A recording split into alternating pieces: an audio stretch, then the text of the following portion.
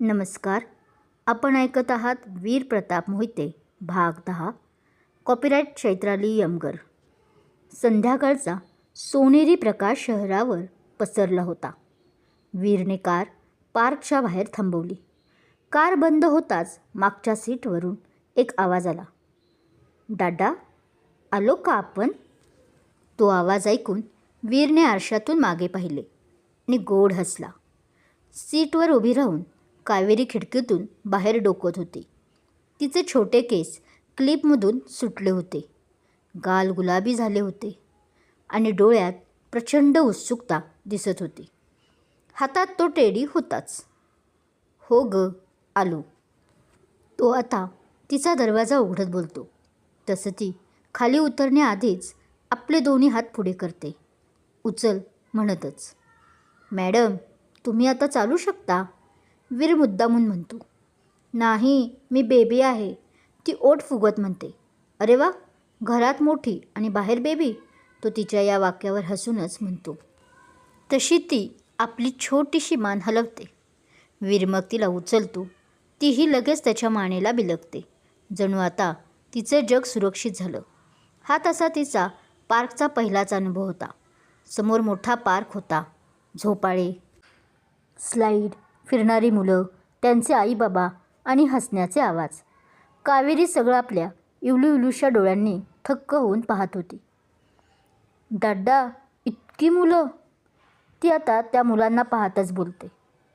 हो, खेळायला आलेत ते, तसं तोही तिला हसून उत्तर देतो. मला पण, ती मग त्याच्या खांद्यावरून खाली उतरण्याचा प्रयत्न करत म्हणते. तसं तो तिला खाली ठेवतो, पण ती लगेच त्याचा हात पकडते. घट्ट, खूप घट्ट. ती अजून पूर्णपणे मोकळी झाली नव्हती. लोकांच्या गर्दीत आपण हरवू शकतो अशी तिला छोटी भीती वाटत असावी. दादा, उडायचं, ती आता समोरच्या झोपाळ्याकडे धावत म्हणाली. वीर तिला लगेच त्यावर बसवतो.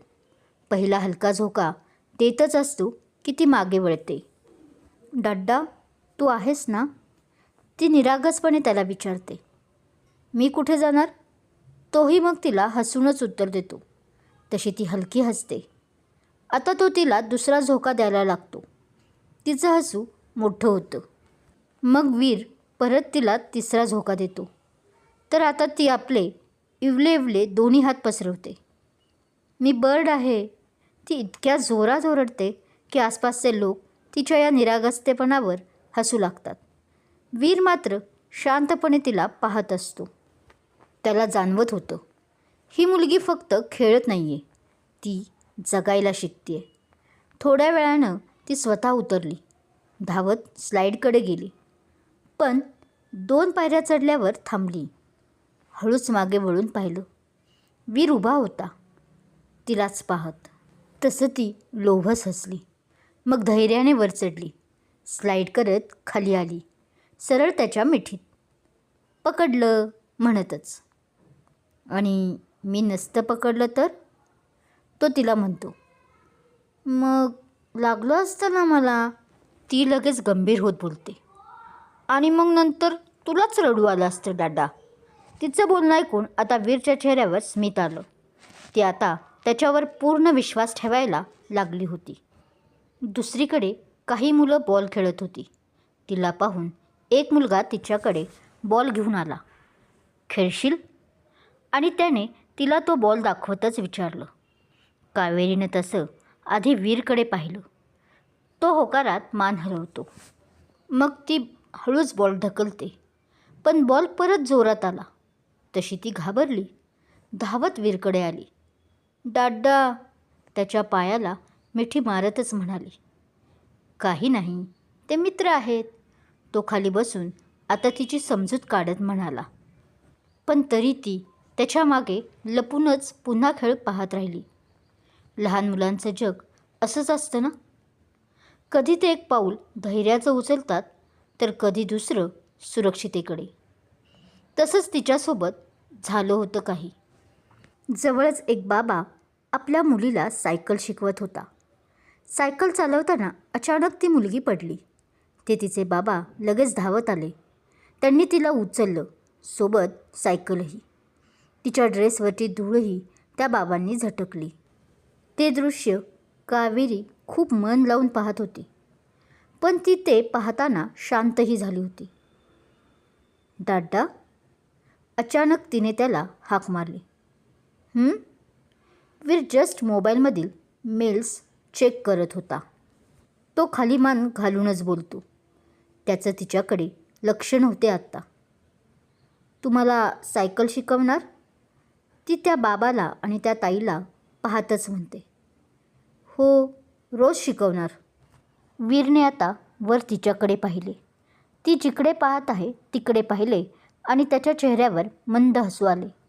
तो तिला जवळ घेतच बोलला, माझा डॅडा स्ट्रॉंगेस्ट आहे. तशी ती गोड हसली, खुशही झाली आणि पटकन त्याला मिठी मारत बोलते.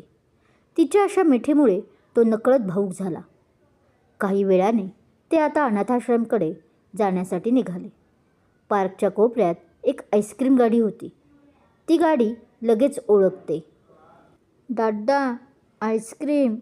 आणि ती हट्टानं त्या गाडीला हात करत म्हणते. तुला कसं कळतं नेहमी? त्याने आश्चर्याने विचारले. कारण ती एक साधी घंटागाडी असते. मी स्मार्ट आहे ना, म्हणून, ती अभिमानाने म्हणाली. तसा वीर हसला. तो तिच्यासाठी छोटं व्हॅनिला कोन घेतो. ती पहिल्यांदा टेस्ट घेतानाच डोळे बंद करते. जणू आयुष्यातील सर्वोत्तम आनंद ती घेत होती. पण 2 सेकंदातच आईस्क्रीम वितळायला लागतं जे तिच्या हातावर पडतं. तशी ती घाबरते. सॉरी, ती सगळा चेहरा गोळा करत हळूच बोलते. इट्स ओके बेटा. वीर आता तिचे हात आपल्या रुमालाने पुसत बोलतो. दादा, तू माझ्यावर चिडला नाहीस ना? ती हळू आवाजात म्हणते. नाही काऊ, मी का चिडेल? तो तिच्या गालावरून हात फिरवत म्हणतो. तू माझी आहेस ना? तो पुढे शांतपणे म्हणतो तसं तिने परत आपल्या त्या 2 खळ्या त्याला दाखवल्या. पण काऊ, तू इतकी का घाबरली? त्याला मात्र ते संशयास्पद वाटले. ते ना, काकी मला रागवल्या होत्या. तिने थोडं भीतच पण भाबडेपणाने म्हटले. ते मी नवीन ड्रेस खराब केला होता ना, मग मला परत तो नाही घालता येणार होता. तिने आपल्याबरोबर आता झालेली एक घटना घडलेली त्याला सांगितली. फक्त आईस्क्रीम सांडले होते म्हणून? ओरडला काऊ. त्याला त्या काकींची गोष्ट काही पटली नव्हती. हो दादा, एवढं बोलून ती परत आपले आईस्क्रीम खायला लागते. ते सांडले म्हणून त्याने तिला अजून एक घेऊन दिले होते. पण वीरच्या मनात मात्र आता वेगळेच विचार चालू झाले होते. संध्याकाळ आता गडगड होत होती. ती आता धावणं थांबवून त्याच्याकडे येऊन बसली. त्याच्या मांडीवर. थकलीस? तो विचारतो. थोडं, ती मान हलवत म्हणते. त्याच्या शर्टाच्या बटनाशी खेळत होती. लहान मुलांना शब्दांची गरज नसते, त्यांना फक्त जवळीक हवी असते. दादा, ती अचानक विचारते. त्यानेही आता नुसता हुंकार भरला. मी मोठी झाल्यावरही तुझ्यासोबत येणार पार्कला, ती त्याला म्हणते. नक्कीच, वीर हसून म्हणाला. प्रॉमिस? ती आता त्याच्यासमोर हात करत म्हणते. प्रॉमिस. तो तिच्या छोट्या बोटाला आपलं बोट गुंफत म्हणतो. ती समाधानाने त्याच्या छातीवर डोकं ठेवते. बरं, चला आता, रात्र खूप झाली आहे, जावं लागेल. तो आता तिला कडेवर घेऊन बोलतो. तशी तीही फक्त मान हलवते. बाप लेकीचं नातं असंच काही असते ना. वीरची काऊही गोड आहे, पण या रिअल जगापासून तिची लाईफ मात्र वेगळी आहे आणि त्यात ती अजून लहान आहे. पाहू या दोघांची जोडी नेक्स्ट पार्टमध्ये. शिवाय नक्की या दोघांचे नाते काय आहे हेही कळेल. बाकी हा भाग कसा वाटला समीक्षा करून नक्की सांगा. पुढील भागाचे नोटिफिकेशन मिळवण्यासाठी मला आजच सबस्क्राईब करा. धन्यवाद. वीर प्रताप मोहिते.